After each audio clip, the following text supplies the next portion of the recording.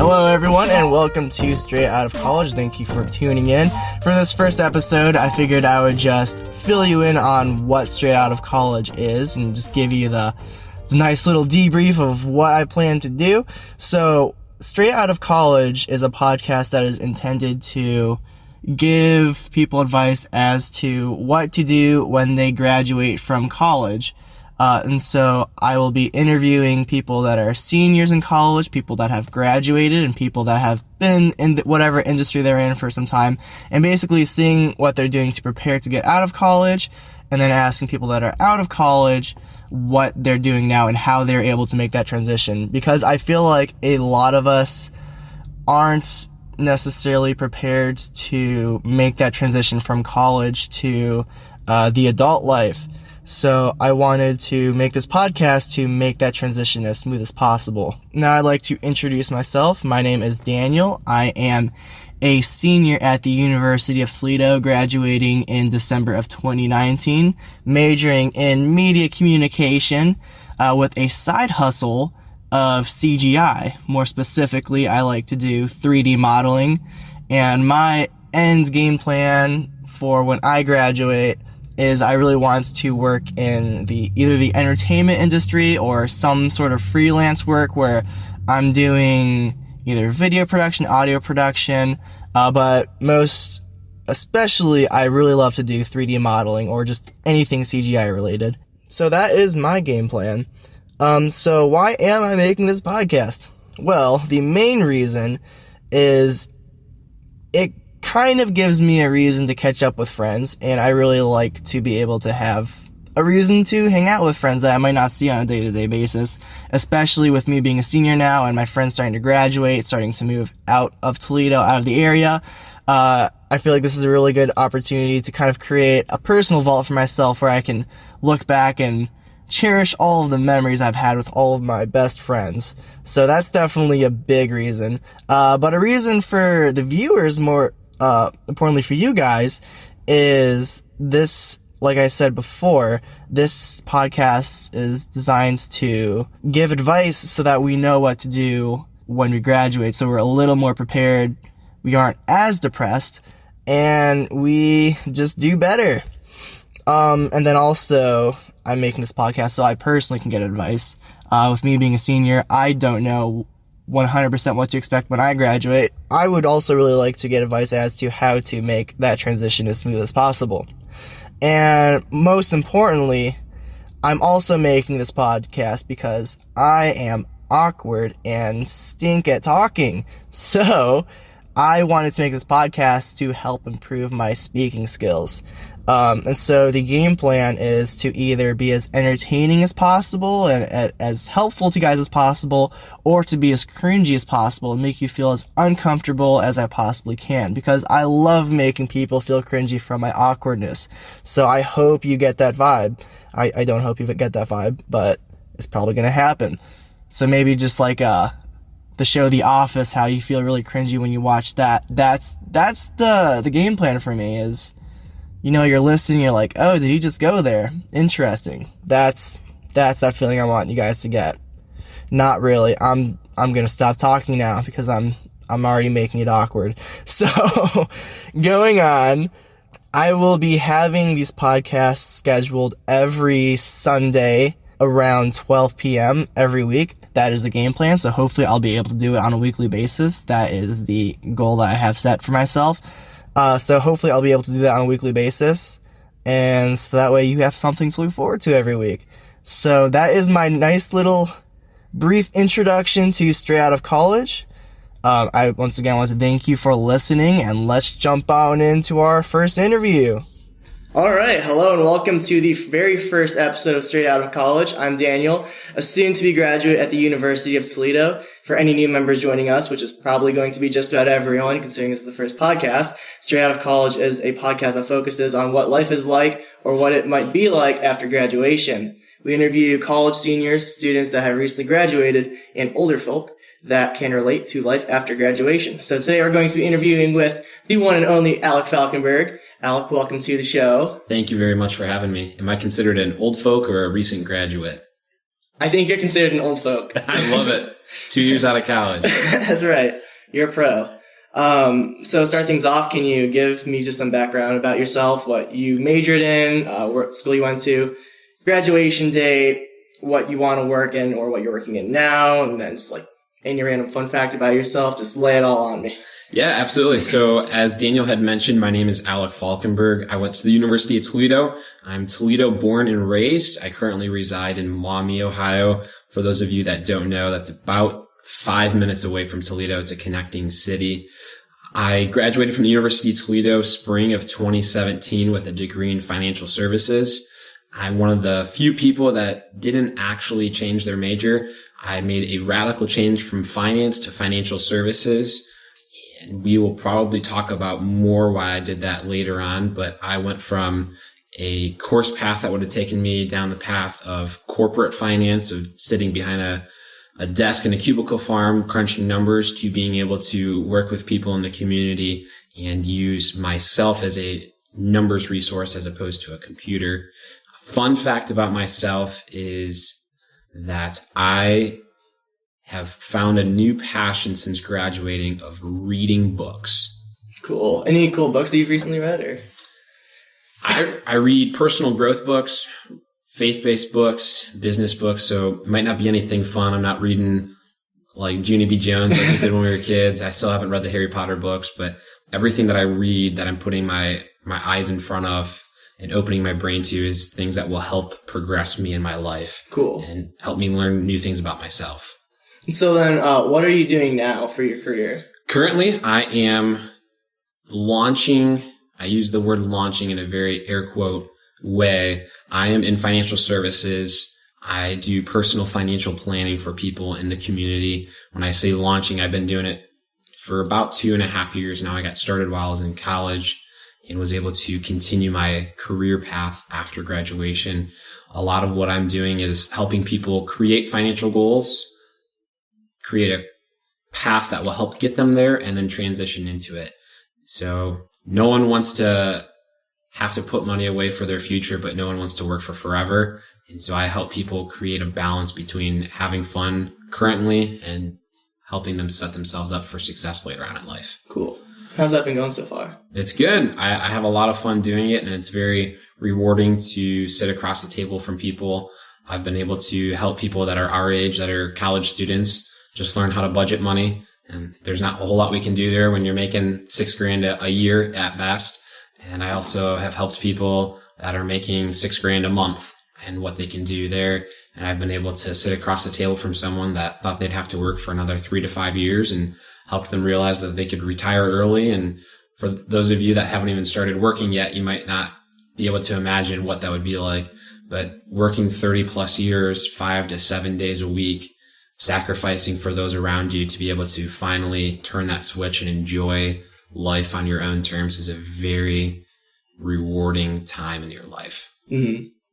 So how's that like switch from college going into at post-graduation? How was that transition for you? The first 5 months out of college were the toughest 5 months I've ever been alive. So when I was getting ready to graduate, I'm thankful that I was starting my career early as a college student because it helped me realize some things that were going to be coming up down the road. While we were all in our last semester, seniors, all of my friends were bar hopping and enjoying their last few weeks of bliss. Meanwhile, I was sitting at the office, maybe at a 7 p.m. meeting on a Friday night.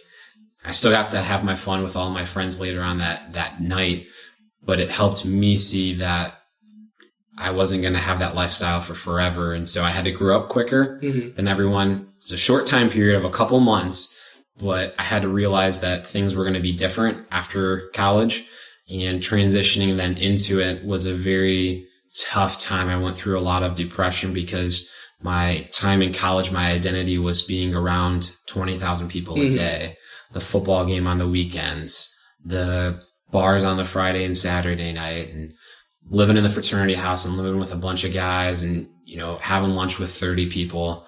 And in a matter of a day, I went from waking up at 10 a.m. on a Sunday and going grabbing breakfast with 20 guys to I'm sitting in the office 8 a.m. on a Monday morning. I ate breakfast at 7 a.m. by myself, and I'm going to be eating lunch by myself and dinner by myself. And college is over. No one sat me down and said, hey, this is what's going to happen next.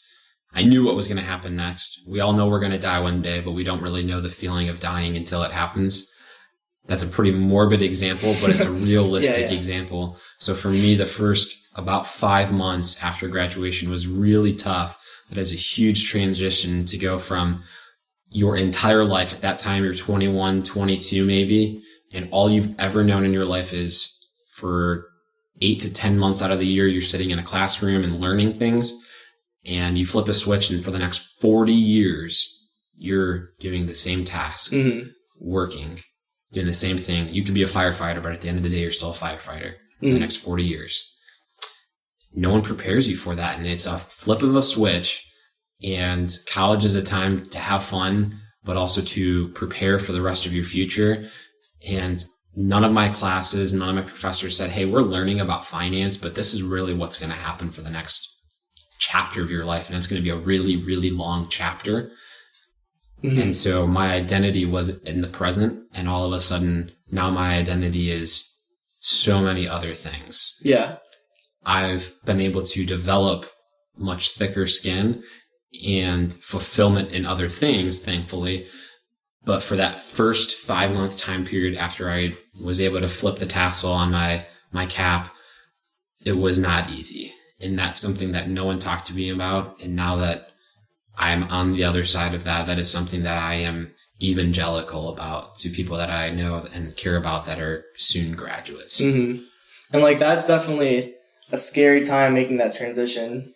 But I feel like it's scary times like that where it can really be sink or swim, where you might struggle, or that might give you that extra push to really do whatever it is you want to do and really like motivate you to do something that most people don't do. Absolutely. I totally agree with you. I did feel like I was in a sink or swim situation, and I found out who my real friends were. I found out who was really passionate about me and who was a cheerleader for my life, and likewise who I wanted to be cheerleaders for. And at the time, it wasn't too comforting when you go from having about 2,000 friends on campus to maybe about 2 or 3 in a matter of a second. And right now, I'd say I have about 1 or 2 friends right now. And I feel pretty good about that because those are the couple people that I know if I called at 2 a.m. with a flat tire, they'd be there in a instant. And that's important to have. And so I'm glad that those 5 months happened because I'm so much stronger of a person because of it. And now I can live life with purpose. Yeah, for sure.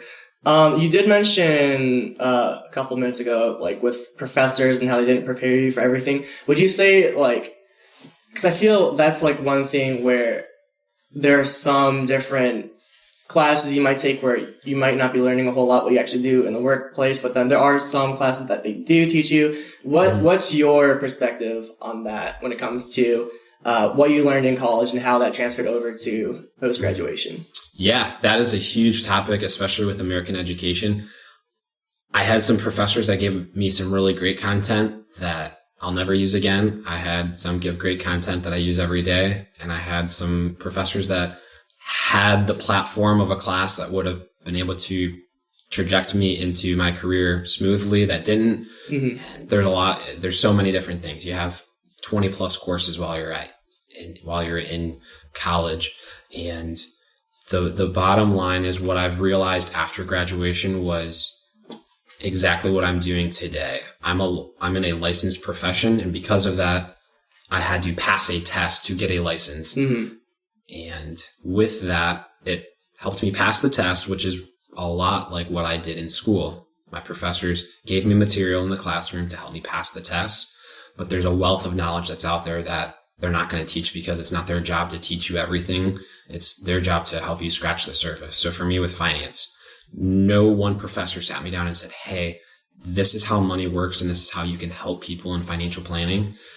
But they gave me the platform to see, hey, this is how money works on the very micro level of how you're going to do calculations. So when I was in college, I had to handwrite out time value of money. and how numbers worked. And now I punch stuff into a system, a computer system, and I take a word problem that you might get when you're in second grade. I punch those numbers in and it spits the number out for me.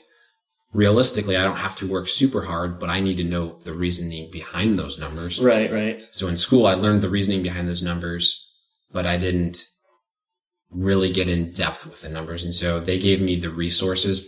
For me, I'm sure we'll talk about it later. For me, I didn't take college to its full opportunity. And so I just did what I needed to do to get by and pass the class and not fail and, get above a 3.0. But I could have taken so much more of my time and used it to my advantage. And I'm seeing people around me in my office that did that when I was watching Netflix or going and drinking beers.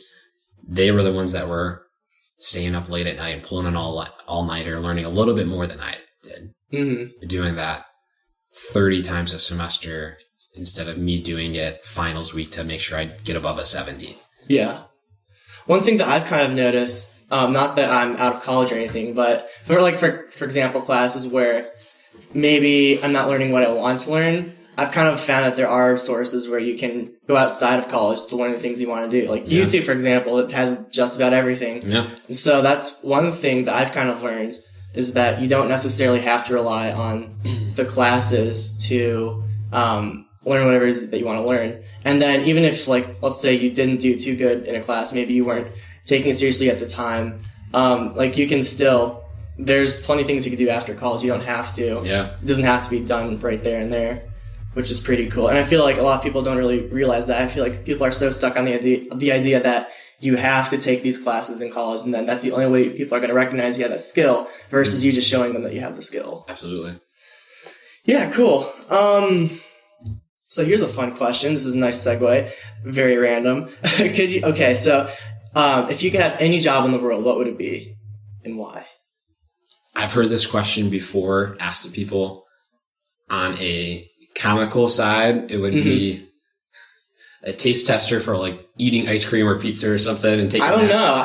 I see where you're going, but I feel like you said 8 to 5 for 40 years. Do you think you can do that for that long? I don't think so. and that's why my true answer is I really feel that what I'm doing right now is what I really want to do long term. Yeah. And when you go to college and you're trying to find where you can. Hello, roommate. Hey. Podcast viewers, this is my roommate Chandler, podcast viewers, all 10 of them. This isn't live, by the way. Oh, it's not live. So you can just say, hello to the future listeners. All right, hello, future listeners. Cool. Love it. What I'm doing for a living right now, I feel is really what I'm meant to do. There's a lot of days that I don't like, but I can promise you that if you were meant to be a computer programmer or you're meant to be a race car driver, there's going to be days that you don't like driving a race car. Yeah. And so both short-term and long-term, I'm learning a lot of valuable lessons in life right now as a 24-year-old doing this that are going to pay extreme dividends for the next 50 plus years. And so I ask people that question all the time. Is that something that you truly think you could do for the next 40 years? Right. It's a tough question to actually answer as a 24-year-old because we're 20 to 24. We haven't lived 40 years. Most of what we've only known is sitting in a classroom, point being why I say, hey, it's such a tough identity switch to move from a student to an employee or a worker. For sure. So what is the most important factor when you're looking for a job? What are some things to look for when you're searching for that first job? So I'll answer that question, but the first thing that I kind of want to debunk is the term job. Yeah. So a lot of people go to college to get a job. So a lesson is a job. In order to have a job, that means you're an employee. So an employee is paid not for what they're worth, but what value they bring to the table below profit. So if I work for Wendy's and I get paid $10 an hour, Wendy's is a for-profit company, right? So if I'm making $10 an hour, am I truly making what I'm worth? No. And so when I went to the University of Toledo, they taught me, hey, get your degree, find a job, get your 401k, and die. And that's just not what I wanted to do long term. As I was hearing that, it was driving me farther and farther to realize that I didn't want to work for someone. I wanted to be able to build something myself. Mm-hmm. So if you want to be an engineer, you can do that. You can build your own engineering company or become an inventor. But for me, when it comes to financial planning, I can go out there and work for a finance company and they can pay me a salary, but they're paying me a salary. I'm not getting what I'm worth. I'm getting what they value me as. Yeah. And if you were to do that in any other place, if you were to have your friends pay you to hang out with them based on what they think you're worth, most of those people wouldn't be your friends anymore because you would like throw them out. I'm only worth $20 an hour for you to hang out with me. And likewise, for us to then go and find somewhere to go and work for that company and, I can make $40,000 a year. Oh man, I'm worth 40 grand. That's all you're worth? Like you just got a degree that you're now 100 grand in student loans for. Right. You're only worth 40 grand a year. Are you kidding me? So I'm going a totally different route than most people. I'm going out and building my own business. Yeah. Short term, it's not super exciting. Sure. Especially when those first 5 months I saw my friends making $4,000 and $5,000 a month and going on trips and going golfing 3 days a week, and I couldn't even afford ramen noodles. But long term, I'm going to own a business for the rest of my life. Yeah. Meanwhile, they're fighting. And so for me, you need to be able to interview your future. That's something that I ask people when they're deciding where they want to go. Have you interviewed your future? If you want to be I don't know, if you want to be an accountant and, for a company in the area, interview the person that's the manager of the accounting department. Mm-hmm. Are they working 80 hours a week? Are they bald because they're stressed so much and they're 50 pounds overweight? Their wife doesn't actually love them. They just have like a terrible quality of life. Like that's out there. Yeah. And so you need to be able to be rock solid and go back to what I had said earlier. Is this something that you want to be able to do long term? Is this the company that's going to project you to the next company and then to the next? Or is this where you're going to plant your flag and say, hey, I'm super passionate about being a nurse. And so I'm going to work in this hospital. I'm going to work my butt off. Mm-hmm. So you need to be able to find something that's going to utilize your skills and abilities. We're going to feel that you're worthwhile there. You're going to feel that welcoming environment because it's not about, I have a great company culture or they send me on one vacation a year. But then the other 51 weeks of the year, you're pulling your hair out. You're losing sleep. You don't feel like you're getting paid enough. That's not worth it. You need to find the right place that's going to be a fit for you, not you're a fit for them. Yeah.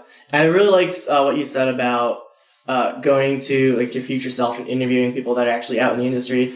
Like one of the things I've been doing is listening to podcasts about people that work in the industry. And so for me, what I want to do is I want to somehow get into the CGI industry or entertainment industry. Mm-hmm. And one of the things I've kind of heard a pattern from people that work in the video game industry specifically is, depending on what company you go to, they have those shifts where they're working 60, 70 hours a week, and their relationships with their husbands and wives are just going downhill just because they're getting pushed too hard. And it's not like they don't like what they're doing, because they do. Mm-hmm. It's just they're literally sleeping under their desk. Some of these companies are getting sued for how they're treating their workers. Yeah. So that definitely is, I think, a really important thing. Honestly, they should somehow implement in college where you actually have to go out and just do a little interview with people that someplace you want to work with. Yeah. I've heard of one college from a podcast I was listening to where they made their animation students go out and do that. And this is actually on the brighter side of things. They actually ended up getting a job working there, and they're very happy now. But at the same time, it could also be the other way where you can interview someone that maybe hates their job. Mm-hmm. That's actually, when I was looking for a major to get into for college, it was initially between civil engineering and mechanical engineering. And I interviewed a guy from civil engineering, and he hated his work. So I was like, okay, well, I'm not going to do that. And I'm very glad that I did do mechanical engineering over civil engineering, even though I did switch out of that major too. But I'm at a happy place now. Life's going good. For sure. But, oh yeah, cool. Another thing. So, another really weird transition. You also are talking about how people are, like they're getting paid $6,000 a month. It's like they got that steady pay, whereas you're kind of focused more towards long term. Mm-hmm. I think that's another really interesting thing to kind of look at as well when you're graduating is, you can get that job where it pays you a good chunk of money, but you might not necessarily be growing as much in that job. Mm-hmm. Whereas there are might be a little more riskier jobs where, you are starting your own business, but if you stay persistent, if you look at the long-term picture of things, it can really pay off in the end. Yeah. To kind of answer that question in a backwards way, Yeah. I would tell you the last thing to look at when you're finding a job is what the pay is. Yeah. Because I know for the College of Business at UT, when you were a graduating senior, they had you go into the business careers office, and I'm not knocking them. If I was in their shoes, I'd do the exact same thing. But the two things they asked you when you were getting ready to graduate was where it was that you accepted a job offer with and what your starting salary was. And I can assure you that just because you make X amount of dollars or you make more at one company as opposed to the other does not mean that it's going to be magical and it's going to be the best place ever. Mm-hmm. I can assure you, if I was an accountant making $3 million a day, I would still hate my life. Money is not going to magically make you happy. At the same time, though, if you just work for like a week, you don't have to work anymore. Yeah. So I mean, I might take that week. I'd work a week if I was making $3 million a day. But I would encourage you to know that the money should be the last thing, mm-hmm. because you just got to take an approach from a very macro level. I had a friend who was trying to decide between two job offers, and one, he was going to get paid more money than the other, but the one that was going to pay more money was out of state. So he was going to have to move out, get an apartment. Mm-hmm. He was going to be traveling and all that. And I helped walk him through the numbers, pros and cons of all different points of view. Yeah. And it was more beneficial and advantageous for him to stay in town and for the time being live at home with mom and dad. And it's not super attractive at 23 and 24 to do that, but because of him doing that, he's paying off debt. He's not having to pay anything to live at home, as opposed to making an extra $1,000 a month and then having to spend $1,200 a month on rent alone. Mm-hmm. You got to look at things from kind of a wider scope than, okay, but what am I making? What am I starting out as a salary? And you're never really going to get paid a whole lot in life. Mm-hmm. I can assure you that. And so, the money just needs to be the last thing on your mind. Mm-hmm. And that's one thing is, money is a resource, but time is also a resource as well. And absolutely. Time is much more valuable than money. 100%. For sure. And I work in the money business. And I'm telling you that. Yeah.